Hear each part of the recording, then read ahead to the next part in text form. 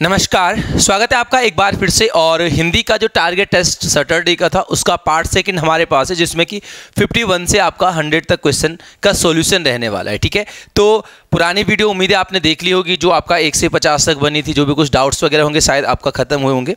बात करेंगे यहाँ पर आपका, तो 51 तक निम्न में से कौन सा स्वर संधि स्वर की श्रेणी में शामिल है। देखो, संधि स्वर या फिर हम अगर स्वरों का विभाजन की बात करते हैं तो स्वर आपका उच्चारण में लगने वाले समय के आधार पर ह्रस्व, दीर्घ और प्लुत में हम इनको बांटते हैं। ठीक है, तो सबसे पहली बात मैं करूं ह्रस्व की। ह्रस्व को ही आपका मूल और ह्रस्व आपका क्या है, यहाँ पर आपका मूल स्वर वगैरह भी कहा जाता है इसको। ठीक है, या लघु स्वर भी इनको कहा जाता है। दूसरा हमारे पास जो दीर्घ स्वर है, इसी को गुरु, देखो दीर्घ या गुरु एक ही अर्थ देता है, बड़ा मतलब है ना। और इसी के लिए यहाँ पर आपका क्या भी कहा गया, संधि स्वर भी कहा गया है। इस आधार पर अगर हम यहाँ पर देखेंगे तो दीर्घ या संधि स्वर की श्रेणी में ये सभी के सभी आपका क्या है, शामिल मिल जाते हैं। थोड़ा सा बात करेंगे ह्रस्व की, तो सभी को पता है जिसके उच्चारण में एक मात्रा का या कम समय लगे और उसमें आपके पास 4 स्वर आ जाते हैं, अ, ई, उ और री। यहाँ पर प्लुत की मैं थोड़ा सा बाद में बात करता हूँ, उससे पहले यहाँ पर बात करते हैं दीर्घ, गुरु या संधि स्वर की। इनमें हमारे पास 7 स्वर आते हैं, आ, ई, उ, ए, ऐ, ओ, औ। इनमें से भी देखो जो संधि स्वर है या दीर्घ स्वर है, इनका 2 विभाजन मिलता है। इन 3 को यहां पर आपका क्या कहा गया, मूल दीर्घ स्वर कहा गया है, और इन 4 को यहां पर आपका क्या कहा गया है, संयुक्त दीर्घ स्वर कहा गया है। संयुक्त दीर्घ, या कभी कभार दीर्घ ना भी आए, अगर आपके पास आता कि संयुक्त स्वर कौन सा है, तो वहां पर भी आपको ध्यान रखना पड़ेगा। संयुक्त स्वर में कौन आ जाएगा, ए, ऐ, ओ, औ। संधि स्वरों की संख्या यानी गुरु यानी दीर्घ स्वरों की संख्या पूरी की पूरी 7 आ जाएगी। और इसमें से संयुक्त स्वर आपके पास कौन कौन से आ जाते हैं, ए, ऐ, ओ, औ आपके पास मिल जाते हैं। ठीक है, कहीं पर देखो किताबें हैं, अलग अलग किताबें हैं, कौन सी किताब एक्सपर्ट्स के हाथ पड़ती है वो देखने वाली बात अलग हो जाती है। कभी माना अगर आपके पास, अभी मैंने क्या कहा कि दीर्घ को ऊपर लिख दिया, कई सारी किताबों में ना इसको सीधे सीधे क्या दिया, संधि स्वर, और उसको 2 भागों में बांटा गया। किस किस में, दीर्घ स्वर में और सीधे सीधे संयुक्त स्वर में। तो वहां पर भी आपका संयुक्त आएगा, तो तब इस तरीके से हो जाएगा। ठीक हो जाएगा। चलिए नेक्स्ट चलते हैं। अगला 52 है, कौन सा युग्म वर्तनी की दृष्टि से अशुद्ध है, जो सही नहीं है वो आपने बताना है। ठीक है, देखो स्वामी भक्त, यहां पर हमने कई सारे ऐसे शब्द देखे। अगर हम स्वामी लिखते हैं ना, स्वामी, तो बड़ी ई की मात्रा, लेकिन स्वामी भक्त में मात्रा का ह्रस्वीकरण। भ्रातृगण बिल्कुल सही है। उच्छृंखल या आपने उत प्लस श्रृंखल जो है कौन सी, व्यंजन संधि में पड़ा होगा। प्रादुर्भाव, यहां पर इस रा की अगर हम बात करेंगे तो प्रादुर, जहां पर उसका उच्चारण होता है उसके अगले वाले के ऊपर लगता है। ठीक है, अतिशयोक्ति, ये आपका सा आधा नहीं होता है, ध्यान रखना। अतिशयोक्ति में क्या होगा, सा पूरा होगा। अतिशयोक्ति आपके पास मिल जाएगा। ऐसे ही तदोपरांत नहीं क्या मिलेगा, तदुपरांत शब्द यहां पर मिल जाता है। ठीक है, जिजीविषा दंपति बिल्कुल सही है, बड़ी की मात्रा यहां पर ध्यान रखेंगे। तदुपरांत बना कैसे है, ये आपका तत् प्लस उपरांत आपने देखा होगा कि जहां पर ता का दा में परिवर्तन हो जाता है, ऊ की मात्रा उस पर लग जाती है, तदुपरांत हो जाता है। हम उच्चारण में तदोपरांत पढ़ते हैं, गलत पढ़ते हैं, ध्यान रखना। ठीक है, ऐसे शरदोत्सव, जबकि वो शब्द भी आपका क्या होता है, वो शरदोत्सव, इस तरीके से आपके पास मिल जाता है। तो इन चीज़ों को विशेष रूप से ध्यान रखेंगे। ठीक है, और वैसे भी मैं आपको हर बार बताता हूं जब कभी भी वर्तनी की बात होती है कि भाई वर्तनी में आपको व्यंजन संधि, विसर्ग संधि और उच्चारण, 3 चीजों पे ध्यान देना है ना। आंसर तो आपको पता चल गया होगा, 3rd वाला मिल जाएगा इसका। अगला आता है कि कौन सा व्यंजन संघर्षी व्यंजन की श्रेणी में है। संघर्षी व्यंजन 4 हमारे पास में, संघर्षी या इन्हीं को ऊष्म व्यंजन कहा जाता, सभी को पता होगा, जिसमें से कि सा, सा, स और ह आपके पास आ जाता है। तो इस तरीके से हमारे पास ऑप्शन नंबर 4 आंसर हो जाएगा। 4 वर्ग में आपका स्पर्श और 4 वर्ग को हम आपका, एक तो कठोर तालव्य पिछली वीडियो में हमने देखा था, और स्पर्श संघर्षी भी इसको कहा गया। जिन लोगों ने फर्स्ट के ध्यान रखना, यहाँ पर केवल संघर्षी था, आपको स्पर्श संघर्षी पूछा जाएगा तब वो आपका 4 वर्ग के हिसाब से आ जाएगा। ठीक है, या भी आपका तालव्य में है, लेकिन यार अलावा अंतस वगैरह में हम देख चुके हैं, जहां पर हमने या और वा को क्या भी देखा, आपका अर्धस्वर या संघर्षीन व्यंजन में भी देखा। ला भी आपका किसमें, अंतस में आ जाएगा, और साथ साथ में पार्श्विक व्यंजन की श्रेणी में आ जाता है। इनमें से कौन सा स्वर अपने उच्चारण स्थान के साथ सही सुमिलित नहीं है। ठीक है, तो अगर हम यहां पर देखेंगे तो आ है कंठ से बिल्कुल, ओ ये दंतोष्ठ में नहीं, कंठोष्ठ में आता है। दंतोष्ठ की अगर हम बात करेंगे, व और फा, नुक्ता वाला फा, हमने कई बार इस चीज को देखा हुआ है। ठीक है, ओष्ठ ई तालव्य। थोड़ा सा यहां पर अगर हम देखेंगे तो स्वरों में जो आ आता है, यह आपका कंठ यानी कंठे स्वर है। ई की अगर हम यहां पर बात करेंगे तो ये आपका किससे, तालव्य मिल जाएंगे, तालु से मिल जाएंगे, ठीक है। ऐसे ही अगर हम यहाँ पर बात करें उ की, तो ये आपका किससे है, ओष्ठ से हो जाएंगे। री अगर देखें तो री आपका कैसा है, मूर्धन्य हो जाएगा, मूर्धा भाग से आपका क्या है, उच्चारण इसका होता है। ए आई की बात करेंगे तो ये आपका कंठ प्लस तालु से उच्चारित होता है, और फिर यहाँ पर बचता है कौन सा, ओ औ। ओ औ की अगर हम बात करेंगे तो ये मिल जाएगा आपको क्या, कंठ प्लस ओष्ठ से, ठीक है। तो स्वर में कंठ कंठ के हिसाब से चलना आपने, कंठ तालव्य और कंठ ओष्ठ में। दंत ओष्ठ आएगा तो वा और फा आपके पास मिल जाएगा, ठीक। चलिए ध्यान रखना। अगला कौन सा वर्ण सघोष महाप्राण, देखो सघोष महाप्राण अभी हमारे पास ना केवल स्पर्श व्यंजन वर्ग वाले, तो हम अगर सघोष की बात करेंगे तो सघोष में तीसरा, चौथा, पांचवा आ जाएगा, ठीक है। अल्प प्राण में हमारे पास क्या आ जाएगा, 1, 3 और 5 आ जाता है। यानी हमारे पास देखो तीसरा और पांचवा ये दो चीजें कॉमन आ रही हैं। देखना होगा इनमें से कौन कौन से वर्ण है। का पहले में, पहला केवल 1 में है बाहर, ता पहले में ये भी 1 में है बाहर, ठा दूसरे में, ठीक है, दूसरा तो कहीं है ही नहीं, ये भी बाहर, तो क्या बचा, बा। पा फा बा किस में आता है, तीसरे में, और तीसरा है ना कॉमन, है ना, तो ये आपका अल्प प्राण और सघोष दोनों में आ जाता है।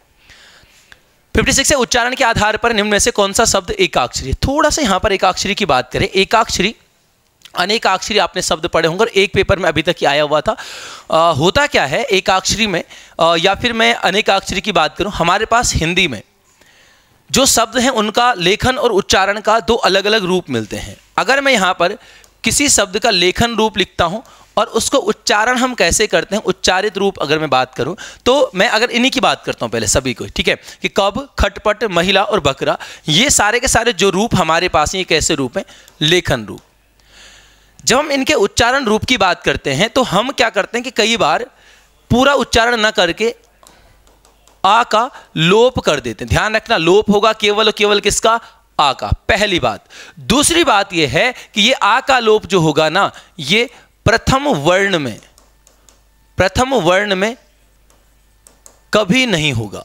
आ का लोप प्रथम वर्ण में से कभी भी नहीं होगा। यानी मेरे पास ये प्रथम है, ये प्रथम है, ये प्रथम है, ये प्रथम है, अगर इनमें आ की मात्रा है उसका कभी भी किसी भी स्थिति में लोप नहीं होगा। और जरूरी भी नहीं कि सभी में हो, वो उच्चारण के आधार पर। देखो कैसे, मेरे पास है कब, अगर इसका लेखन रूप देखो का और बा, दो अक्षर, मैंने क्या कहा, का बा, दो अक्षर, लेकिन जब मैं इसका उच्चारण करता हूं ना तो इसका उच्चारण एक ही ध्वनि में हो जाता है, कब, है ना, समझ आ रहा है कि इसका उच्चारण जो आपने किया वो इस तरीके से कर दिया कब, यानी बा की जो आ की ध्वनि थी उसको क्या कर दिया, समाप्त कर दिया। हमने कब ऐसा नहीं बोला, हमने क्या बोला, कब, है ना। तो बा का केवल बा की ध्वनि आ रही है, उसके साथ आ की ध्वनि नहीं आ रही है। इसका मतलब अक्षर केवल कितना है, एक। आंसर भी आपको फिलहाल ये मिल जाएगा, कोई दिक्कत नहीं, लेकिन इसको समझो पहले, ठीक है। हमारे पास है खटपट, ये शब्द है खटपट, लेकिन जब हम बोलते हैं ना, हम खटपट नहीं बोलते हैं, हम क्या बोलते हैं, इसका उच्चारण हम इस तरीके से करते हैं, खटपट। कितनी ध्वनि में, खटपट, दो ध्वनि में, तो ये दो अक्षरी आ जाता है उच्चारण के आधार पर। मैंने कहा लोप होगा केवल आ का, और प्रथम वर्ण में कभी नहीं होगा। इसमें आ केवल मां में है तो ये तो लोप होगा नहीं, इसमें ए की मात्रा, इसमें आ की मात्रा, इनका भी लोप नहीं होगा। ये तीन ध्वनियां, और उच्चारण करोगे आप महिला, महिला, महिला, तीन ध्वनियों में हो रहा, तो ये तीन अक्षरी लेखन में भी है, उच्चारण में भी तीन ही अक्षर आ जाएगा। हमारे पास बकरा शब्द, लेकिन हम बकरा, बकरा ऐसा कभी नहीं बोलते हैं, हम बोलते हैं बकरा। इसका जो उच्चारित रूप हमारे पास मिलता है बकरा, ये बकरा, कितनी ध्वनियां, दो ध्वनियां आ रही है, तो ये दो एकाक्षरी अनेकाक्षरी के आधार पर कितना, दो ध्वनि वाला हो जाता है। ऐसे हमारे पास वो जो शब्द आया था पेपर में श्वास, लेकिन हम इसको श्वास ऐसा नहीं बोलते, श्वास नहीं, श्वास, श्वास, इस सा को हमने क्या कर दिया, इसके साथ जो आ था उसका लोप कर दिया, ठीक है। तो इन चीजों को ध्यान रखना। प्रेम है, स्त्री में तो खैर आपका एक ही अक्षर है, वैसे भी लेखन में भी और आपका उच्चारण में भी, ठीक है। आज हो जाएगा आज, हम आज ऐसा नहीं बोलते, हमको बोलते आज, केवल जा बोला, उसका आ लोप कर दिया उसका, ठीक है। अरे कौन सा विकल्प सही सुमेलित नहीं है, देखो आपको ये सारे आधार पता होने चाहिए स्वरों के, और मुझे लगता है कि जरूर आप लोगों ने इन चीजों को पढ़ा ही होगा। आ है तो आ ह्रस्व में है, बिल्कुल है, मध्य में भी है, बिल्कुल है, अर्धविवृत बिल्कुल है, और अवृत मुखी जो वृत्त नहीं बना रहे ये भी सही है, तो पहला वाला तो बिल्कुल सही है। ई है ह्रस्व में, बिल्कुल, अभी हम ह्रस्व को देख चुके हैं। अग्र, अग्र में आता ना ई ई ए आई, ठीक है। संवृत में ई ई उ लगातार संवृत में था, अवृत मुखी है बिल्कुल, और ये भी सही हो जाएगा। ए है दीर्घ है, बिल्कुल दीर्घ है, अग्र है, बिल्कुल अग्र है, अर्ध विवरित। देखो अब हम अर्ध विवरित की बात करेंगे तो अर्ध विवरित में आपका दो दो मात्रा वाले ए और औ आ जाते हैं, तो इसलिए यहां पर ये गलत हो जाता है। बाकी तो ठीक है, अवृत्त मुखी है, लेकिन ये क्या है, अर्ध विवरित नहीं, ये हो जाएगा यहां पर ये ए अर्ध संवृत में आ जाएगा। अर्ध संवृत में आते हैं जहां पर एक मात्रा वाला ए और ओ। तो तीसरा आंसर हो जाएगा इस क्वेश्चन का, ओ भी देख लेंगे, दीर्घ में आ जाएगा, पश्च में है उ उ ओ औ, पश्च में आ जाएंगे। अर्ध विवरित, अभी मैंने बात करी इसकी अर्ध विवरित की। और वृत्तमुखी, वृत्तमुखी में जिनके उच्चारण में ओष्ठ वृत्ताकार आकृति बनाते उ उ ओ औ, ठीक है। तो ये मुझे नहीं पता, मुझे नहीं लगता कि किसी ने नहीं पढ़ा होगा इन चीज़ों को, और अगर आपको लगता है कि हाँ मैंने नहीं पढ़ा है तो लुसेंट का वर्णमाला चैप्टर है, आसान से देखें इन चीज़ों को, आसानी से, कोई जल्दीबाजी नहीं करें, ठीक है। तो बहुत आसानी से इस चीज़ें सारी आपका क्लियर हो जाएंगी, लेकिन खुद से करो कभी उन चीज़ों को, है ना। अगला आता है कि निम्नलिखित में से कौन सा विकल्प सही सुमेलित, जो सही है वो आपने बताना है। फिर से देखो वृत्ताकार, तो ये तो वृत्ताकार में नहीं है। देखो पहले वृत्ताकार की बात कर लेते हैं, क्योंकि हमारे पास यहाँ पर वृत्ताकार अवृत्ताकार, बाकी ह्रस्व दीर्घ हम देख चुके हैं, ठीक है। वृत्ताकार या वृत्तमुखी की अगर हम बात करेंगे तो हमने क्या कहा, उ उ और ओ औ, इनके उच्चारण में ओष्ठ वृत्ताकार आकृति बनाते हैं। और अवृत्ताकार की बात करेंगे तो हमारे पास अ आ इ ई ए ऐ आ जाएंगे, ठीक है। अवृत्ताकार बिल्कुल गलत है, ई वृत्ताकार ये भी गलत है, उ वृत्ताकार बिल्कुल सही है, लेकिन ह्रस्व नहीं, ये दीर्घ में है, ये भी गलत है। ए आ जाएगा अवृत्ताकार दीर्घ स्वर। ऑप्शन नंबर 4 इस 58 वाले का क्या हो जाएगा, आपको आंसर मिल जाता है, ठीक हो जाएगा। चलिए अगला आते हैं। अब थोड़ा बहुत हमारे पास व्याकरण का पोर्शन शुरू है, संज्ञा सर्वनाम से लेकर पूरा आपका वाक्य वगैरह तक। तो यहां पर हम देखें कि निम्न में से कौन सा शब्द समूह भाववाचक संज्ञा का उदाहरण है। भाववाचक संज्ञा की अगर हम बात करेंगे तो संज्ञा बराबर नाम, हिंदी में संज्ञा बराबर नाम, चाहे वो कोई भी नाम हो। भाववाचक की हमने बात करी, वो संज्ञा या वो नाम जिसका भौतिक स्वरूप नहीं होता है, जो केवल महसूस की जा सकती है, ठीक है, जो संज्ञा महसूस की जा सकती है। ऑप्शन फर्स्ट में गरीबी, बिल्कुल भाववाचक संज्ञा ये तो है। मनुष्य, देखो मनुष्य क्या है, एक नहीं है, ये अनेक है, तो जातिवाचक हो जाएगा। शत्रु, शत्रु भी एक नहीं अनेक हो सकते हैं, जातिवाचक। धमकी भाववाचक, जिसपे टिक मारना वो भाववाचक है, बाकी मैं लिख दूंगा यहां पर, फिर ऑप्शन लास्ट में देख लेंगे, ठीक है। अवरोध, अवरोध मतलब रुकावट, है ना। अवरोध क्या, एक फील हो रहा, महसूस हो रही, अवरोध जो है आपका, तो ये भी भाववाचक। आराधना, ये पूजा आराधना वाला, बिल्कुल। माधुर्य, बिल्कुल मधुर से बना। देन, तो यहां पर हम देखते हैं तो आंसर तो आपको मिल गया कि ऑप्शन सेकंड हो गया। बाकी को देखें, दीनता ये भी बिल्कुल है। कड़वा शब्द की बात करेंगे तो कड़वा हमारे पास क्या आ जाएगा, ये विशेषण का रूप हो जाएगा ना, कड़वा फल, है ना। छींकना, छींकना की बात करेंगे तो ये क्रिया हो जाएगा। गरीब शब्द भी फिर आपका क्या हो जाएगा, गरीब शब्द वैसे तो जातिवाचक हो जाएगा अगर संज्ञा के हिसाब से देखेंगे, और नॉर्मली इसका प्रयोग विशेषण के रूप में भी किया जाता है कि गरीब किसान, इस तरीके से, है ना। चचेरा है तो चचेरा यहां पर आपका क्या हो जाएगा, चचेरा भी एक भाववाचक नहीं, चचेरा विशेषण में आ जाएगा, सॉरी। चचेरा जो है ना आपका विशेषण में, चचेरा भाई, भाई की क्या बताई जा रही, विशेषता। क्षणिक, क्षणिक भी क्या है आपका, ये मात्रा बताएगा। जैसे किसी ने कहा क्षणिक मतलब एक छोटा सा समय की बात करता है ना, वैसे नॉर्मली आपका सीधे क्रिया विशेषण का रूप हो जाएगा, ठीक है।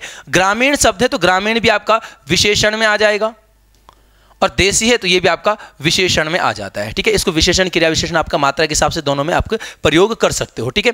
तो यहां पर अगर हम देखेंगे तो हमारे पास ऑप्शन सेकंड मिल गया।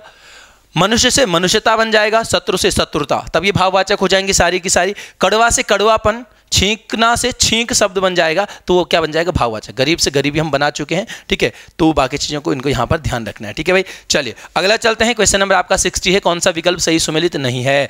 तांबा द्रव्यवाचक, द्रव्य या पदार्थवाचक, पदार्थ की अवस्थाएं, ठोस द्रव गैस जहां पर भी आए वो आपका किसमें, द्रव्य या पदार्थवाचक है, बिल्कुल सही है। कक्षा समूहवाचक, बिल्कुल कक्षा समूह में हो जाएगा। पहाड़ जातिवाचक, ठीक है। और नेता समूहवाचक नहीं, बल्कि नेता क्या हो जाएगा, सिंपल जातिवाचक में आपके पास आ जाएगा। देखो जो लोग कंफ्यूज थे इस क्वेश्चन में, मैं आपको बता दूं, दो चीजें हमारे पास है। माना मैं यहां से एक कक्षा शब्द को ले लेता हूं, कक्षा को, और एक मैं ऑप्शन 4 वाला नेता शब्द को लेता हूं। नॉर्मली जब हम केवल 3 भेद देखते हैं, आपका व्यक्ति, जाति और भाव, तो ये दोनों के दोनों जातिवाचक संज्ञा के अंतर्गत आ जाएंगे। जातिवाचक संज्ञा वो संज्ञा जिस नाम का प्रयोग, संज्ञा मतलब नाम, वो नाम जिस नाम का प्रयोग एक की नहीं अनेक के लिए, एक ही प्रकार के अनेक चीजों के लिए किया जाता है। कक्षा है जहां पर आप पढ़ते हो वो कक्षा है, कहीं और स्कूल में चल रही है वो भी कक्षा है, कहीं आपका दूसरे स्कूल में चल रही है वो भी कक्षा है, हर किसी को हम कक्षा बोले, एक नाम का प्रयोग अनेक के लिए जातिवाचक। नेता, जो भी नेता लोग हैं सभी नेता, तो जातिवाचक। लेकिन जब मैं एक कक्षा की बात करता हूं तो वो एक से नहीं बनी है, वो समूह से बनी है। लेकिन जब मैं एक नेता की बात करता हूं तो वो आपके पास क्या मिल जाएगा, वो समूह से नहीं बना है, बस यही फर्क है। तो जो नहीं बना इस तरीके से वो सामान्य जाति में, लेकिन जो समूह से बना है वो समूहवाचक में भी आ जाएगा। कक्षा, भीड़, जनता, परिवार, सेना, दल, संसद, सभा, ये सब चीजें, आयोग, ये सब किस में आ जाएगा, आपका समूह में आ जाएगा। क्योंकि अगर हम इनके एक की भी बात करेंगे तो वो ग्रुप में बने होंगे। ठीक है, एक सर्टेन निम्नलिखित में से कौन सा संज्ञा शब्द समूह सदैव पुल्लिंगवाची होता है? कुछ नाम ऐसे आते हैं जीवों के जो हमेशा पुल्लिंगवाची होते हैं। इनमें अगर मैं बात करूं तो कछुआ, नेवला। ऑप्शन नंबर फर्स्ट आपका बिल्कुल आंसर मिल जाएगा, बाकी को भी देखेंगे। लेकिन यहां पर बात करें कोयल तो स्त्रीलिंग हो जाएगा, यहां पर मक्खी, मछली दोनों स्त्रीलिंग है, और यहां पर आपका मकड़ी स्त्रीलिंग है। सदैव पुल्लिंगवाची की मैं बात करूं, कछुआ, नेवला, यहां पर हमारे पास और क्या आ जाता है, देखो तोता, चीता। बाकी यहां पर भी आपका क्या मिल जाएगा, जैसे यहां पर मच्छर आ गया, मच्छर, मच्छर, उल्लू शब्द आ जाता है। यहीं पर अगर मैं बात करूंगा तो पक्षी शब्द भी पुल्लिंगवाची होता है। ठीक है, उसके अलावा मैं अगर बात करूं यहां पर तो हमारे पास मच्छर है ना, तो इसी में मगरमच्छ भी याद रखना, मगरमच्छ, कौवा, कछुआ, ये सारे के सारे केवल पुल्लिंगवाची हैं। और इनके विपरीत लिंग निर्धारण के लिए इनके साथ हम क्या लगाते हैं, मादा शब्द लगाते हैं। जैसे मच्छर, मादा मच्छर, उल्लू, मादा उल्लू, पक्षी, मादा पक्षी, इस तरीके से। मक्खी और मछली मैंने कहा सदैव स्त्रीलिंगवाची हैं। और इनके साथ साथ आपको याद रखना, जैसे आपके पास यहीं पर आपका मकड़ी शब्द आ जाता है। ठीक है, कोयल यहाँ पर आपका ऑप्शन ऊपर है, इसको भी देख लेंगे, लिख लेंगे इसको। मैना शब्द आ जाता है, जोंक आ जाता है, जूं आ जाता है, तितली शब्द आता है यहाँ पर, बुलबुल आ जाएगा, बुलबुल। इसके अलावा यहाँ पर ध्यान रखना जो सवारी शब्द है और संतान शब्द है, इनका प्रयोग भी हमेशा स्त्रीलिंग रूप में आपका मिलता है। ठीक हो जाएगा। चलिए फिर आगे, भाषाई व्याकरण के आधार पर कौन सा शब्द समूह बहुवचन रूप में प्रयुक्त हुआ है? पिताजी, गुरुजी। जब हम रिस्पेक्ट के लिए किसी शब्द का प्रयोग करते हैं उसको हमेशा बहुवचन में, ऐसे नहीं बोलेंगे पिताजी आ रहा है, गुरुजी जा रहा है। बहुत सारे लोग बोलते हैं आपकी व्याकरण गलत है। ठीक है, वो इस तरीके से प्रयोग होना चाहिए, पिताजी आ रहे हैं, गुरुजी जा रहे हैं। आप सर्वनाम है तो माना एक, लेकिन उसका प्रयोग किस रूप में हो रहा है, बहुवचन रूप में। तो इसके आधार पर यहां पर देखते हैं सभी क्या हो जाएंगे, हमेशा बहुवचन वाले हो जाएंगे। पिछले उसमें भी हमने देखा था जहां पर आपका हस्ताक्षर और नेत्र वगैरह कुछ थे। यहां पर और मैं अगर डिस्कस करूं, ओष्ठ, ओठ मतलब ये भी आपका बहुवचन रूप में आ जाएगा। आंसू हमने बात करी थी, दर्शन, प्राण, समाचार, है ना, तो ये सब केस, बाल, रोम वगैरह सब किस में थे, बहुवचन रूप में आ जाते हैं। और भाव, दाम की भी हमने वहां पर बात करी है। ठीक है, इनमें से किसी एक वाक्य में को कारक चिन्ह का प्रयोग अधिकरण कारक के लिए हुआ है?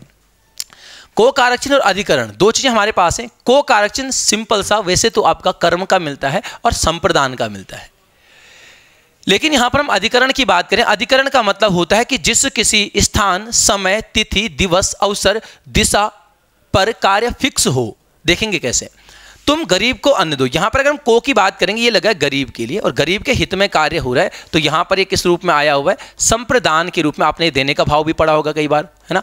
चलिए, बच्चों को बहुत बहुत प्यार, ये प्यार किसको, बच्चों को या बच्चों के लिए, तो ये भी आपका किस में आ जाता है, संप्रदान में।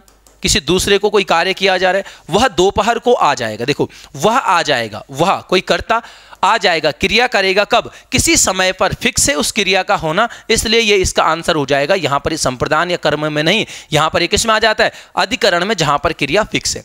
खाने को या खाने के लिए, ये भी आपका संप्रदान के रूप में आ जाएगा। ठीक हो जाएगा भाई। हाँ, एक तरीका ये भी है जहां पर आप को की जगह पर के लिए रख सकते हो, क्योंकि दोनों कारक चिन्ह किसके मिलते हैं, संप्रदान के। को के लिए एक दूसरे को रिप्लेस कर पाएंगे, वहां पर क्या हो जाएगा, संप्रदान। तुम गरीब को अन्न दो, गरीब के लिए अन्न दो, एक ही चीज। बच्चों को बहुत बहुत प्यार, बच्चों के लिए बहुत बहुत प्यार, एक ही चीज। खाने को रोटी लाओ या खाने के लिए रोटी लाओ, ये भी क्या हो जाएगा, सेम हो जाएगा। ठीक है, तो जहां पर हम रिप्लेस कर पाएंगे दोनों को, वहां पर क्या हो जाएगा, आपका संप्रदान मिल जाता है।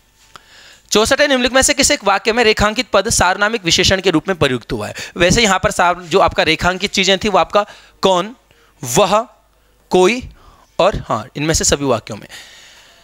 सार्वनामिक विशेषण की अगर हम बात करेंगे तो सार्वनामिक विशेषण में हमने देखो एक चीज देखी है, सभी ने पढ़ा है परिभाषा, कि किसी संज्ञा पद से पहले अगर कोई सर्वनाम आता है तो वो सर्वनाम सर्वनाम नहीं रह जाता, वो सार्वनामिक विशेषण का काम करता है। मोहन संज्ञा उससे पहले सर्वनाम, यहां पर मोहन संज्ञा उससे पहले सर्वनाम, पुस्तक उससे पहले सर्वनाम। ऐसी कंडीशन तो सभी में है, लेकिन हम इस भ्रम में नहीं जाना है। यहां पर एक चीज और आपको ध्यान रखनी है कि संज्ञा से पहले सर्वनाम तो होगा, लेकिन यह सर्वनाम उसी संज्ञा के लिए प्रयोग होगा, तब जाके सार्वनामिक विशेषण होगा। समझेंगे कैसे? मैंने कहा वहां कौन मोहन से बात कर रहा था। मोहन है संज्ञा, संज्ञा से पहले आया है कौन यानी सर्वनाम। अब मुझे यह बताओ कि क्या इस कौन का प्रयोग मोहन के लिए हो रखा है या इस कौन का प्रयोग उस अन्य व्यक्ति के लिए है जो मोहन से बातें कर रहे हैं। समझे आप? तो ये कौन मोहन नहीं, कौन वो व्यक्ति है जो बातें कर रहा है, उसके लिए प्रयोग हुआ, मोहन के लिए प्रयोग नहीं हुआ है। तो यहां पर केवल और केवल किसका काम करेगा? सर्वनाम का। दूसरा है वह मोहन के साथ जाएगा। क्या इस वह का प्रयोग फिर से मोहन के लिए हुआ है या इस वह का प्रयोग उस अन्य व्यक्ति के लिए हुआ है जो मोहन के साथ जाएगा? तो यहां पर भी कहीं ना कहीं इसका प्रयोग उस व्यक्ति के लिए हुआ जो मोहन के साथ जाएगा, मोहन के लिए नहीं हुआ है। तो यहां पर यह भी केवल और केवल क्या हो जाएगा? सर्वनाम। तीसरे में देखते हैं, बाजार से कोई पुस्तक लेकर आना। कोई पुस्तक, पुस्तक में अनिश्चित का भाव है, कोई पुस्तक। इस कंडीशन में यहां पर ये सर्वनाम तो आया है, उसी संज्ञा के लिए प्रयोग हो रहा है, इसलिए इसमें सार्वनामिक विशेषण आपका मिल जाता है। ठीक है, तो ध्यान से देखना भाई इन चीजों को। ठीक, चलिए नेक्स्ट चलते हैं। अगला हमारे पास है कौन व्यक्ति है जो नेहरू जी को नहीं जानता। वाक्य में सर्वनाम, और मुझे उम्मीद है कि सभी ने पढ़ा होगा आपका संबंधवाचक सर्वनाम, जहां पर जो, जिसे, जिसने, जिसको, जिन्हें, जिन्होंने, इन सभी चीजों का संबंध होता है आपका किससे?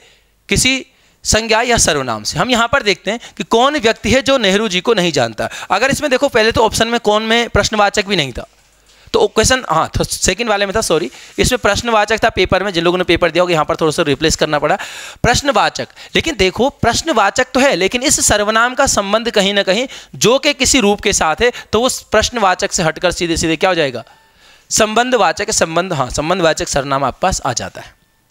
ठीक है, हाँ अगर मैं केवल तो कौन है, तो कौन क्या है? कोई व्यक्ति के नाम की जगह पर, लेकिन कौन है जो, वही कौन जिसका संबंध जो से है, तो संबंधवाचक हो जाएगा। 6 निम्नलिखित में से कौन सा विकल्प विशेषण के आधार पर सही सुमेलित नहीं है? विशेषण, विशेषण पहचानना भाई। ठीक है, आगे संकरा रास्ता, यहां पर विशेषण है, तनिक सी चिंता, पर्याप्त दूध और तीसरी दुनिया। अब यहां पर देखना है कि आपने विशेषण का भेद सही है या नहीं है। संकरा रास्ता, रास्ते का गुण है संकरा होना, तो बिल्कुल सही है। तनिक सी चिंता, तनिक मतलब जरा सी, है ना, तो यहां पर क्या बता रही है? आपका परिमाण बता रहा है आपको। तनिक सी चिंता हो रही है, तो ये आपका क्या हो जाएगा? तनिक जो है मात्रा बताई जा रही है, तो गुण नहीं बल्कि क्या हो जाएगा? ये परिमाणवाचक हो जाता है। तीसरा है कि पर्याप्त दूध, कितना दूध? पर्याप्त दूध, दूध है ना उसको गिन नहीं सकते, माप ही सकते, मात्रा बता रहा है, पर्याप्त है मतलब ठीक है, बहुत है। अब कितना है लेकिन वो नहीं है, तो अनिश्चित परिमाण हो जाएगा। अमेरिका को तीसरी दुनिया, पहली, दूसरी, तीसरी, तीसरी यानी 3 संख्या की बात की जा रही ना, इसलिए संख्यावाचक और कैसी निश्चित संख्यावाचक में आपका ये क्रम आ जाते हैं। ठीक है, निम्नलिखित में से कौन सा विशेषण विशेष्य का संबंध सही है? तो थोड़ा सा इसको चेंज कर दिया गया था, क्योंकि ऑफलाइन ऑनलाइन में थोड़ा सा फर्क रहता है। जो ऑफलाइन बच्चा है उसको हम थोड़ा सा सामने से कन्वेंस वगैरह कर सकते हैं, ऑनलाइन में थोड़ा सा दिक्कतें आ जाती हैं कि अरे यार नहीं ये तो थोड़ा सा गड़बड़ होना चाहिए। बात करूंगा इसके पहले ऑप्शन की जो चेंज किया, लेकिन फिलहाल यहाँ पर अगर बात करें कि सही संबंध है, तो सही में आपका पुराने जूते, विद्वान स्त्री नहीं बल्कि विद्वान नहीं, क्या हो जाएगा? विदुषी स्त्री हो जाएगा। तीखी कमाई, कमाई कोई तीखी नहीं होती और कीमती आवाज नहीं होती है। पहला प्रश्न यहाँ पर आपके पास इस तरीके से बना हुआ था प्रश्न में, सुंदर आदमी। अब देखो नॉर्मली क्या है ना कि जो सुंदर शब्द है वो आदमी के लिए नहीं, वो स्त्री के लिए प्रयोग किया जाता है, तो इस तरीके से व्याकरण में शुद्ध नहीं माना जाता है। ठीक है, अब किसी आदमी को सुना आपने सुंदर आदमी या सुंदर लड़का, नॉर्मली उसका प्रयोग बहुत कम होता है। ठीक है, फिर ऑप्शन के हिसाब से भी अगर जाएंगे तो वहां पर आपका सेकंड वाला ऑप्शन तब भी क्या है? सही बन रहा था। ठीक है, तो थोड़ा सा इसको चेंज कर दिया गया, ज़्यादा उसमें कोई डाउट में नहीं रहना। किसी का कमेंट भी आ रहा था इनको बताने के लिए, तो शायद वो इसी में डाउट में थे, है ना। चलिए अगला आता है 6 वाला कि निम्नलिखित में से किस वाक्य में प्रेरणार्थक क्रिया का प्रयोग हुआ है? प्रेरणार्थक क्रिया जहां पर खुद कार्य न कर किसी दूसरे से कार्य करवाया जाता है। रमेश ने गणेश को पुस्तक दी, क्या दी? पुस्तक। किसको दी? गणेश को। जहां पर क्या किसको दोनों के जवाब मिले वहां पर हमें पता है क्या हो जाएगा आपके पास? 2 कर्म हो जाएंगे, यहां पर द्विकर्मक क्रिया आपके पास मिल जाएगी। वह अचानक नाचने लगा, नाचना और लगा 2 क्रियाएं एक क्रिया के अर्थ में प्रयोग हो रही हैं, इस क्रिया रूप को कहा जाता है क्या? संयुक्त क्रिया। ग्वाला गाय को चरा रहा है, चर कौन रही है? गाय, चरा कौन रहे? ग्वाला, इसलिए तीसरा वाला इसका आंसर हो जाएगा। और रूप देखो, चराना, इसका मूल रूप क्या है? चरना, और चर धातु है उसमें आना जोड़ दो, प्रथम प्रेरणार्थक बन जाएगी, तो यहां पर क्या हो जाएगा?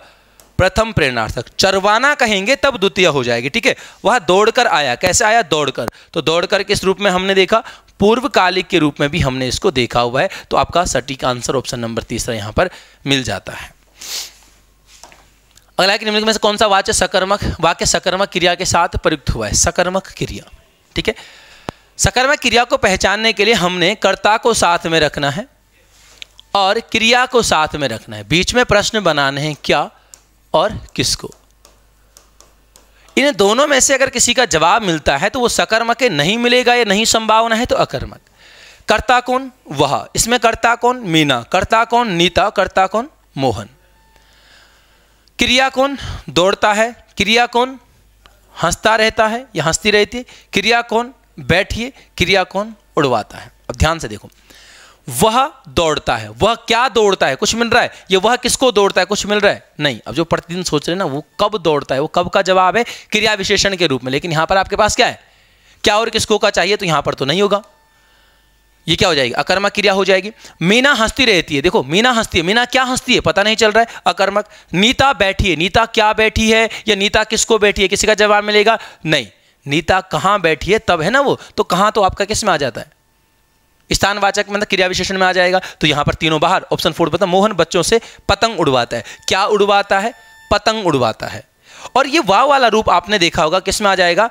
प्रेरणार्थक रूप में आ जाता है। ध्यान रखना, अभी हमने आना वाली फॉर्म में देखा, यहां पर वाना वाली फॉर्म में।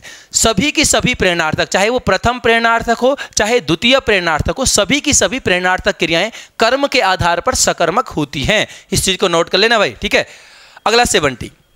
कौन सा एक शब्द अनुकरणात्मक क्रिया का उदाहरण है? अनुकरणात्मक क्रिया होती है जहां पर धातु रूप क्रिया की जो धातु होती है, धातु की क्या होती है? आवृत्ति जहां पर होती है, ठीक है। जहां पर धातु की आवृत्ति होती है। देखो, खट खट, तब ना लगा, क्रिया बनी। तो ऑप्शन फर्स्ट इसका आंसर हो जाएगा, वा फॉर्म में और वा फॉर्म में। ये दोनों की दोनों आपके पास किस में है? द्वितीय प्रेरणार्थक में, ठीक है।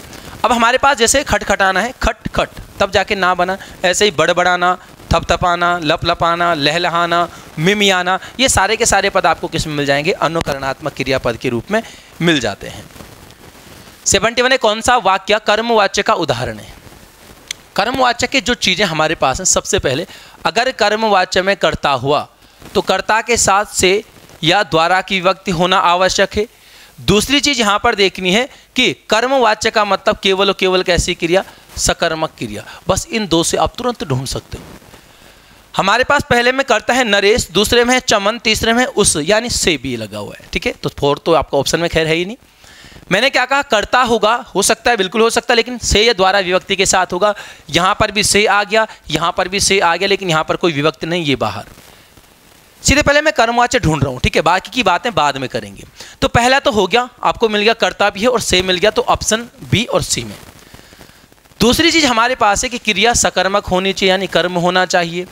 अभी देखा ना, चमन से क्या नहीं पिया जाता? ठंडा पानी। ये यहां पर कर्म का काम कर रहा है, तो सीधे सीधे आपको आंसर सेकंड वाला मिल जाता है, क्योंकि उससे दौड़ा नहीं जाता। क्या नहीं दौड़ा जाता? पता नहीं चल रहा है, अकर्मक क्रिया है। तो से के साथ अकर्मक क्रिया आएगी तो भाववाच्य, कर्ता के साथ कोई विभक्ति नहीं आएगी तो कर्तृवाच्य। और इन सारी चीज़ की मैं वीडियो बना चुका हूँ, बहुत सारे लोगों ने देखी होगी, जरूर आपके समझ आई होगी वो वीडियो। जिन लोगों ने नहीं देखी है, वाच्य की 2 वीडियो बनी है, एक में समझाया हुआ है, एक में सारे उदाहरण कराए हुए हैं, मतलब जो हो सकता है, जो कंडीशन बन सकती हैं, तो उनको जरूर आप रिवीजन करेंगे, ठीक है। 72 रमेश घर आ गया है, काल के आधार पर क्रिया का रूप है। देखो, अपूर्ण वर्तमान की पहचान क्या है? अपूर्ण कहीं पर भी मिले तो उसमें रहा, रही और रहे रूप मिलते हैं। यहां पर वर्तमान की बात कर रहा है तो उसके साथ आपको मिलता है या हूं। दूसरा, मैं अगर संदिग्ध भूत की बात करता हूं तो इसमें क्या मिलेगा आपको? सामान्य भूत। सामान्य भूत मतलब जहां पर आपका आ, ई और एक ही जो मात्राएं मिलती है क्रिया के लास्ट में, गया, गई, गए, इस तरीके से, ठीक है। उसके साथ अगर क्या होगा? होगा और होगी या होंगे होगा, तो तब आपके पास क्या हो जाएगा? संदिग्ध भूत। तीसरा है सामान्य भविष्यत्काल। इसमें सीधे सीधे जाएगा, खाएगा। तो अगर हम इसमें देखें, हाँ, आसन्न भूतकाल, इसमें हम सामान्य भूत प्लस है। देखो, जो है ना सहायक क्रिया, अधिकतर आपको मिलेगी किसमें? वर्तमान काल में। लेकिन जहां पर सामान्य भूतकाल का वाक्य होगा और उसमें है लगा होगा वो आसन्न भूत में। देखो कैसे, रमेश घर आ गया है। अब यहां पर रहा रही रहे के साथ तो है नहीं कि अपूर्ण कहूं, ये बाहर हो जाएगा। होगा होगी होंगे भी नहीं है, ये भी बाहर हो जाएगा। सामान्य भविष्य, रमेश आ गया है, कब आ गया है, भविष्य की तो बात नहीं कर रहे ना, आगे आने वाले की तो बात नहीं कर रहे, ये भी बाहर। ऑप्शन से भी आप हटा सकते हो, बहुत आसान है। लेकिन मैं यहाँ पर अगर इसकी बात कर रहा हूँ तो देखो कैसे, अगर मैं केवल इतना वाक्य बोलता हूँ है को हटा के कि रमेश घर आ गया, कब आ गया, बीते हुए समय में आ गया। राम ने रावण को मारा, कब मारा, बीते हुए समय में आया। रीना ने रोटी खाई, कब खाई, बीते हुए समय में खाई। ठीक है, गीता ने गाना गाया, कब गाया, बीते हुए समय में। अब आ ई ए की मात्रा बीते हुए समय में सामान्य बोध कराती है, तो ये रूप कहलाता है क्या, सामान्य भूतकाल। सामान्य भूतकाल के साथ है लग गया, इसका मतलब निकटतम भूत, जो सबसे निकट वाला भूतकाल है उसमें क्रिया हुई और उसी को क्या कहा जाता है, आसन्न भूत। इसलिए आपका आंसर मिल जाएगा। ठीक है, अगला आता है कि निम्नलिखित में से कौन सा वाक्य रीतिवाचक क्रिया विशेषण का प्रयोग हुआ। रीतिवाचक में आपको कैसे का जवाब मिलता है, वह बिल्कुल थक गया। जो बिल्कुल है ये कितने का जवाब दे रहा, कितना थक गया, बिल्कुल थक गया, क्या हो जाएगा, परिमाणवाचक। रोहित थोड़ा थोड़ा मुस्कुरा रहा है, कितना मुस्कुरा रहा है, थोड़ा थोड़ा, ये भी मात्रा है मुस्कुराने की। वह अच्छी तरह दौड़ा, कैसे दौड़ा, अच्छी तरह, ये आंसर हो जाता है। गणेश नित्य व्यायाम करता है, नित्य यानी कब व्यायाम करता है, नित्य यानी काल बोधक हो जाएगा, कालवाचक हो जाएगा। ठीक है, तो आंसर मिल गया तीसरा वाला। अगला हमारे पास है कौन सा, इनमें से कौन से वाक्य में समानाधिकरण समुच्चय बोधक अव्यय का प्रयोग दो उपवाक्यों को जोड़ने के लिए किया गया है। अब इस तरीके के प्रश्नों को देखना है तो सबसे पहले बात करता हूं कि भाई आपको अव्यय पढ़ने चाहिए। समुच्चय बोधक अव्यय का मतलब हमने क्या देखा, जो योजक शब्द होते हैं वो समुच्चय बोधक कहलाते हैं। दो रूप मिलते हैं, समानाधिकरण और व्यधिकरण। व्यधिकरण हर वो योजक शब्द है जो आपका मिश्र वाक्य में मिलता है। एक की मिल जाएगा, ठीक है, जब तब यदि तो जहां वहां जैसे वैसे, जो जिसे जिसने जिसको, जो उपवाक्य में आपने सारे पढ़े ना वो आ जाएंगे। ठीक है, समानाधिकरण की बात करते हैं तो ये स्वतंत्र पदों को जोड़ेगा, यानी स्वतंत्र पद व उपवाक्यों को जोड़ेगा। समझेंगे इसको ध्यान से। ठीक है, कहां पर ये पदों को जोड़ेगा, कहां पर उपवाक्यों को। माना आपके पास कोई योजक शब्द आया हुआ है और अगर इस योजक से पहले कोई एक क्रिया संपन्न हुई है, इसका मतलब ये योजक क्या कर रहा है, उपवाक्यों को जोड़ रहा है। और अगर उस योजक से पहले कोई क्रिया संपन्न नहीं हुई है, इसका मतलब वो उपवाक्य को नहीं बल्कि दो पदों को आपस में क्या कर रहा है, जोड़ रहा है। हमारे पास यहां पर योजक के विभाजक में या है, यहां पर और है, यहां पर भी और है और यहां पर भी और है। अब ध्यान से देखेंगे, रोहित या गणेश बाजार जाएगा, क्या इस या से पहले कोई क्रिया है, नहीं, इसका मतलब ये उपवाक्य को नहीं, केवल अपने अगल बगल के दो पदों को या है तो अलग कर रहा है।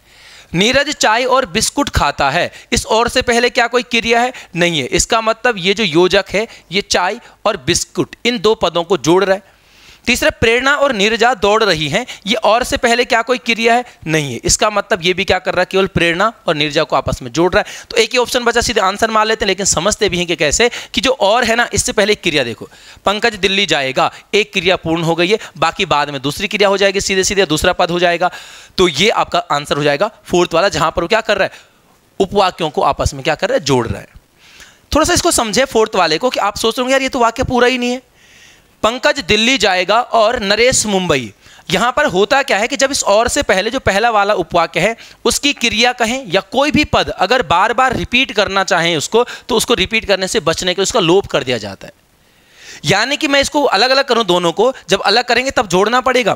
पंकज दिल्ली जाएगा और नरेश मुंबई जाएगा, यहां पर भी क्रिया का वही रूप आना था, इसलिए उसको एक बार लिख के बाकी बाद में क्या है उसका लोप कर दिया गया है। ठीक है, तो इनको ध्यान रखेंगे। नेक्स्ट चलते हैं अगला 75 की निम्नलिखित में से किस एक वाक्य में संबंध बोधक अव्यय का प्रयोग नहीं हुआ है। संबंध बोधक अव्यय जो आपका कारक चिन्ह के साथ किया आगे के पीछे के दाएं के बाएं की तरफ की ओर है ना, तो हमारे पास आ गया की ओर, से दूर, के पार, खत्म।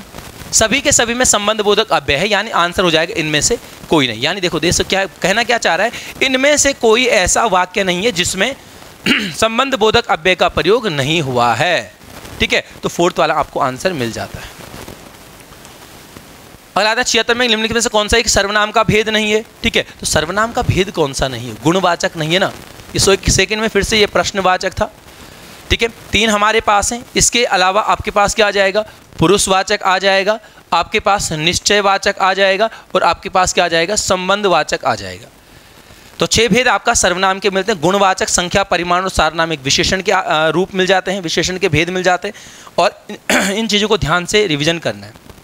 कई बार बेसिक सी चीज़ें आ जाती है और पेपर में बहुत गड़बड़ कर जाती है, उन पर बहुत ज़्यादा दुख भी हमें होता है, होना चाहिए, है ना। लेकिन कोशिश ये करना कि एग्जाम के बाद वाला जो कास होता है ना, वो पहले ही खत्म हो जाए, बस बात खत्म, है ना। तो रिवीजन करना हमें चीज़ों का।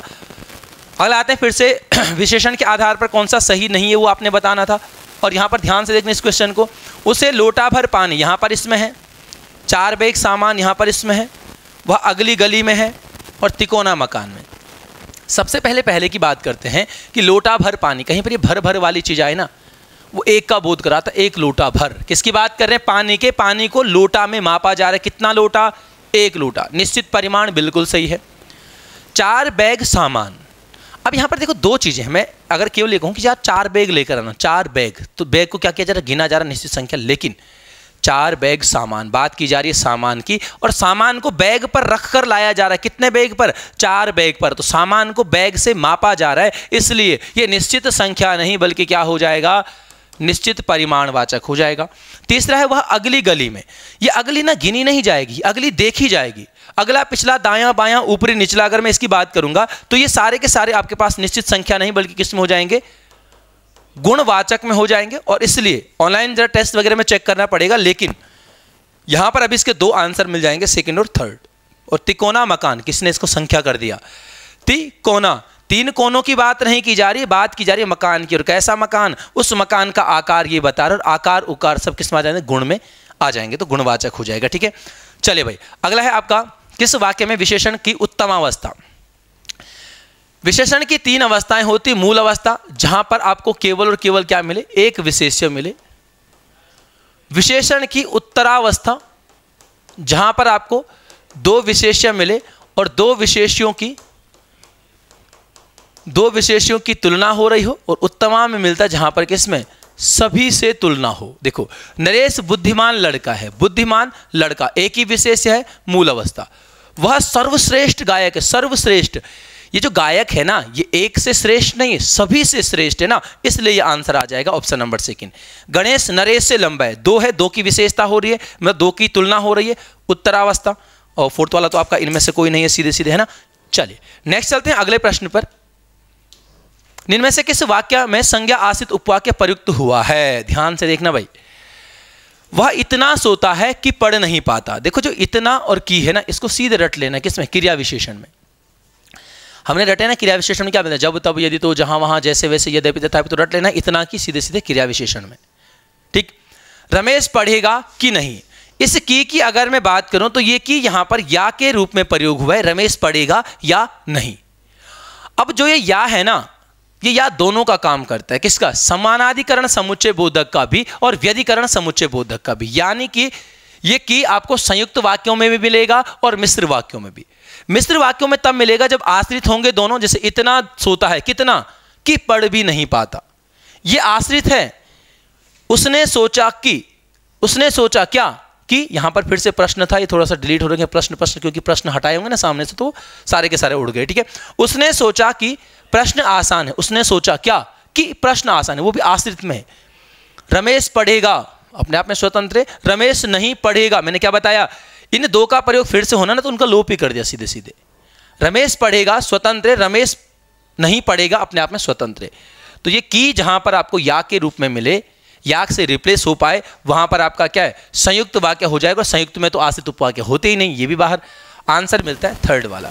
उसने सोचा क्या? एक बात सोची, और बात क्या है? कि प्रश्न आसान है।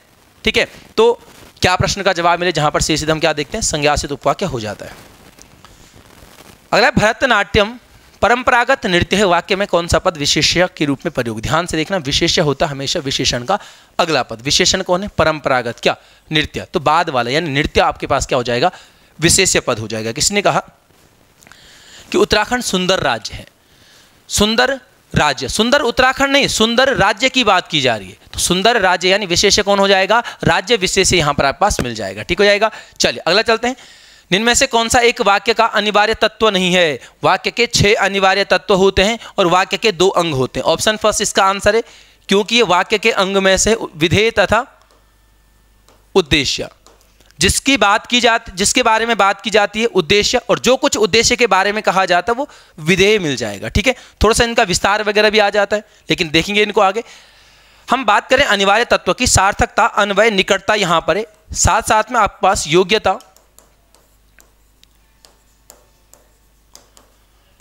पदक्रम और आकांक्षा, ये 6 यहां पर वाक्य के अनिवार्य तत्व। नाम आ मतलब संख्या आ चुकी है कि वाक्य के अनिवार्य तत्व कितने हैं, 6। नाम आने बाकी हैं, तो इन चीजों के लिए तैयार रहें। कभी भी आ सकता है निम्नलिखित में से कौन सा एक है या कौन सा एक नहीं है। ठीक है, चलिए अगला आते हैं। क्वेश्चन नंबर हमारे पास है 82। निम्न में से कौन सी शब्द शक्ति लोकोक्ति एवं मुहावरों में निहित होती है। देखो शब्द शक्ति मिलती है 3, अभिधा, लक्षणा और व्यंजना। तो ये तो शब्द शक्ति में है ही नहीं। पहले तो अभिधा होती है जो वाच्यार्थ को प्रकट करती है। वाच्यार्थ मतलब जो बोला जा रहा है। मैंने कहा यह पेन है, इसका अर्थ भी वही है कि ये पेन है। ठीक है, तो ये आपका क्या है, अभिधा शब्द शक्ति। लक्षणा में होता है ये आपका वाच्यार्थ के अलावा लक्ष्यार्थ को क्या करता है, लक्ष्यार्थ को दर्शाता है। और लक्ष्यार्थ का मतलब क्या होता है, वो लोकोक्ति मुहावरे सारे इसी में आ जाते हैं। जैसे कैसे, माना मैंने कहा 9 2 11 होना, उसका मतलब क्या है, 9 + 2 = 11। क्या ये है, नहीं, कहा तो यही जा रहा है, लेकिन उसका अर्थ है भाग जाना। तो जो बोला गया है वो नहीं, कोई विशेष लक्ष्य अगर अर्थ हो तो वहां पर लक्षणा, शब्द शक्ति और सारे लोकोक्ति मुहावरे इसी पर आधारित मिल जाते हैं। ठीक है, व्यंजना मिल जाता है, एक ही वाक्य का अलग अलग आधार पर अलग अलग कंडीशन में क्या मिलेंगे आपको, अलग अलग उसके अर्थ मिल जाते हैं। ठीक है, और बाकी माधुर्य तो ये आपका काव्य गुण वगैरह में आ जाता है, उसको छोड़ो फिलहाल।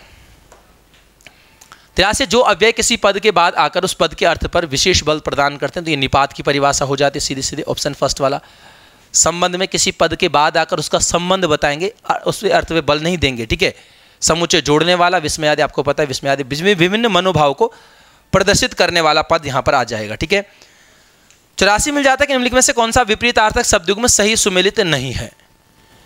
विपरीतार्थक शब्दयुग्म यानी ये आपका किस रूप में था, ये आपका विपरीत लिंगार्थक होना था यहाँ पर, विपरीत लिंगार्थक शब्दयुग्म।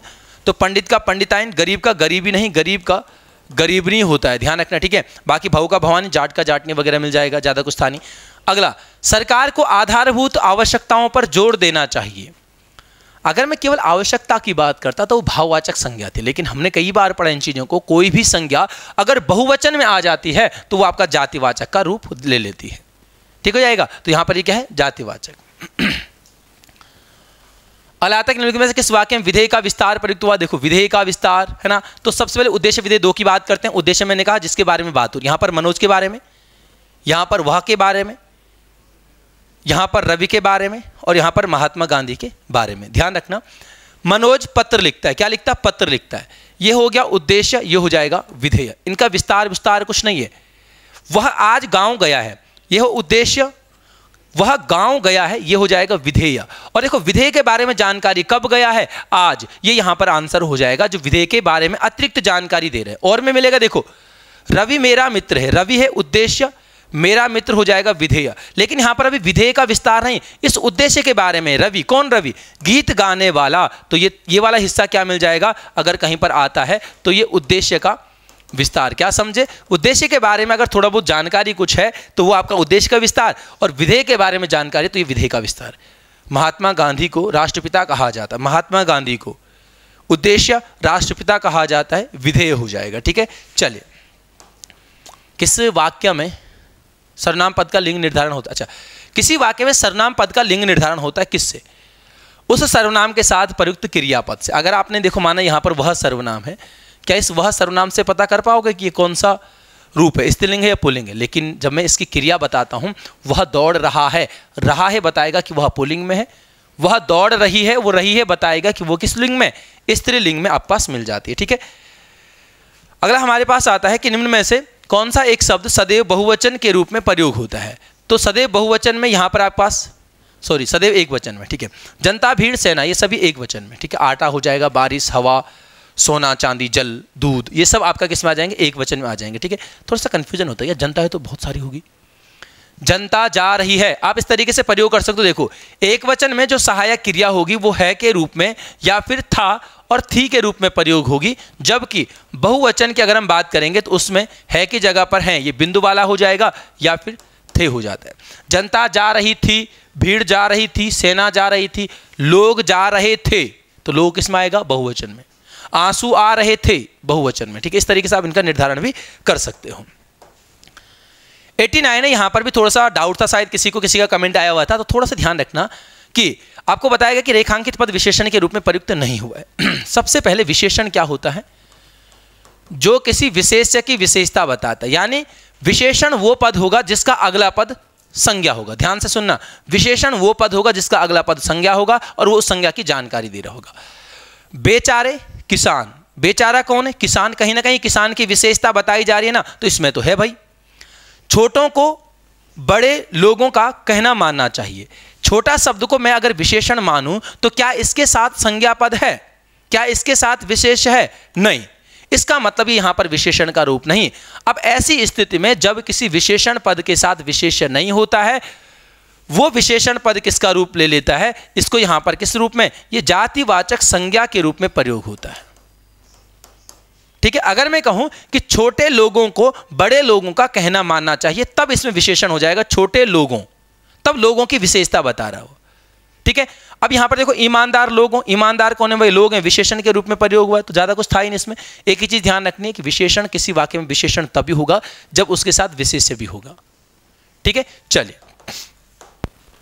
90 है कि रुक रुक कर बोलने वाला लड़का। देखो कहीं पर भी अगर आपको पदबंध मिले, बोल्ड मिले, वाला वाली वाले अंतिम पदों सीधे विशेषण कर देना। और कैसे है, रुक रुक कर बोलने वाला कौन, लड़का, यानी लड़का डर गया, कौन लड़का डर गया, उस लड़के की विशेषता है रुक रुक कर बोलने वाला। इसी को मैं लड़का तक अंडरलाइन कर देता, तब वो आपका संज्ञा हो जाता, डर गया क्रिया हो जाती सीधे सीधे, है ना।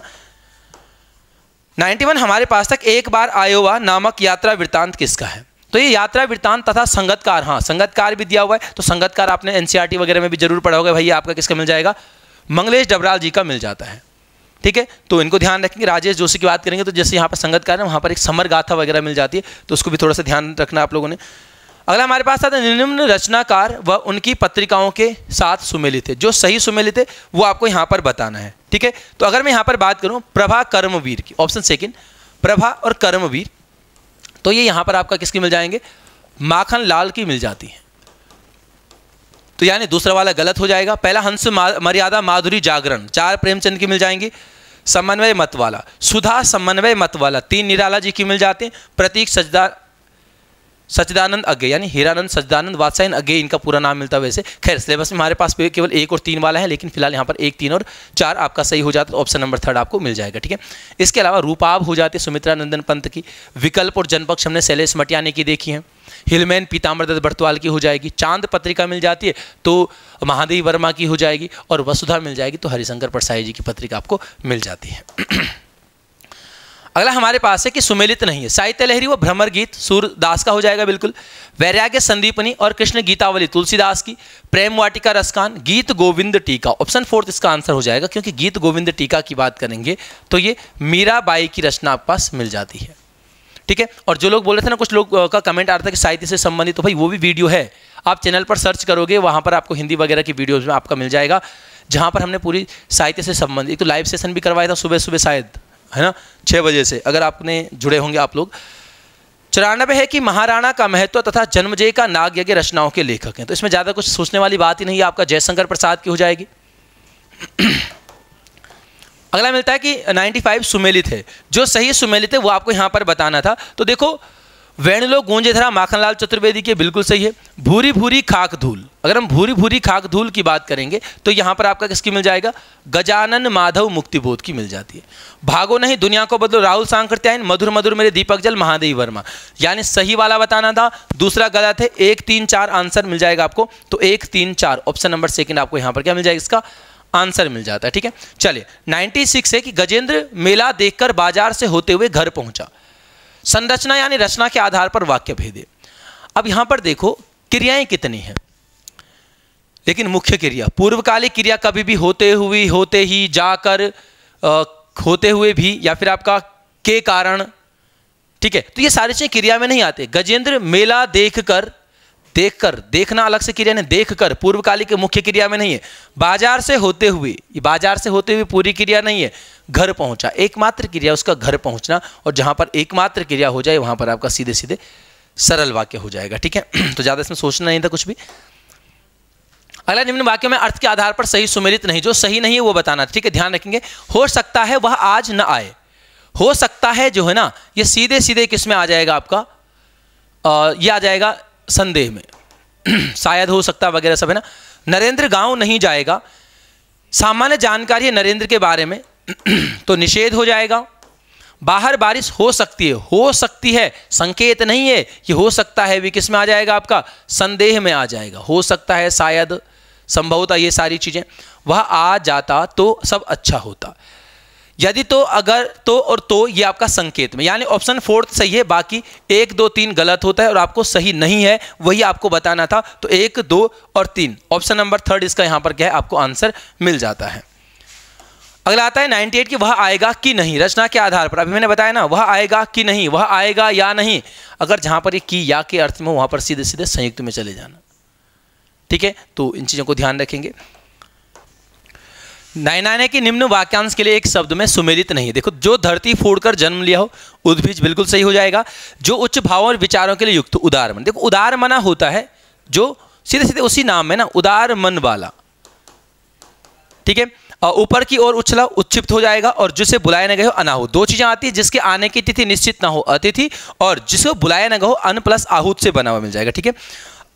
अगला हमारे पास लास्ट है कि जब कोई सरकारी पत्र, कार्यालय ज्ञापन या ज्ञापन एक साथ अनेक प्रेषितियों को भेजा जा रहा हो, उसे कहा जाता है, उसे यहां पर कहा जाता है परिपत्र या सर्कुलर पत्र आपके पास आ जाएगा। कार्यालय आदेश, पिछले उसमें भी हम देख चुके हैं, कुछ आपका यहाँ पर प्रश्न थे। कार्यालय आदेश में हमने देखा था किसी कार्यालय के कर्मचारियों के आपका पदोन्नति, स्थानांतरण, अन्य चीज़ों की जो जानकारी इसमें प्रेषित की जाती है। अधिसूचना गजट में प्रकाशित राजपत्रित अधिकारियों से संबंधित जानकारी आ जाएगी। और स्मरण पत्र हमने देखा था कि पुराने किसी पत्र की याद दिलाने के लिए स्मरण पत्र या आपका अनुस्मारक लिखा जाता है, ठीक है। चलिए, तो ये आपका इस पेपर का सॉल्यूशन कंप्लीट हो चुका है, ठीक है। होली की सभी को बहुत बहुत बधाइयाँ, शुभकामनाएं।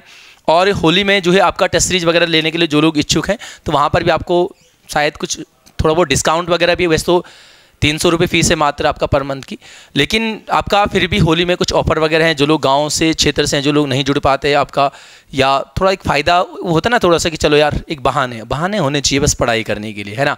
तो बहाना ढूंढो और लगे रहो, मेहनत करो। उम्मीद है जल्दी ही आप सभी लोगों को सफलता प्राप्त होगी, लेकिन जो लगा रहेगा, ध्यान रखना। कई सारे लोग सोचते हैं, देखो, जो 8-8 घंटे प्राइवेट जॉब करने के बाद भी लोग सोचते हैं कि हाँ यार चलो मैं भी तैयारी करूँ। मन किसका नहीं होता, सभी का होता है। लेकिन जो लोग लगातार तैयारी में और वहाँ पर भी कुछ गड़बड़ियाँ रह जा रही हैं, कुछ दिक्कतें आ रही हैं, कुछ समय लग जा रहा है, तो उस पर काम करो, ठीक है। बेसिक पर काम करो। मेरा तो यही कहना रहता है कि अगर आपको 1 2 3 साल अगर तैयारी में हो गए हैं, आप बेसिक पर काम करिए, जो आपने पढ़ा हुआ है उस पर काम करिए, वो आपको सिलेक्शन दिलाएगा। आपको टॉप नहीं करना, अभी आपको मेरिट में आना है बस, किसी भी हालत में, समझ रहे हो ना। लास्ट में बस वही ज़्यादा अटेम्प्ट करने के चक्कर में, उन कुछ प्रश्नों के चक्कर में जो हमें अच्छे तरह से आते हैं और हम गलत कर देते हैं, उनके चक्कर में मेरिट से पॉइंट समथिंग या 1-2 नंबर से बाहर होते रहते हैं। उस पर काम करना है, ठीक है। मिलेंगे आपको अगले किसी सेशन में, तब तक के लिए धन्यवाद।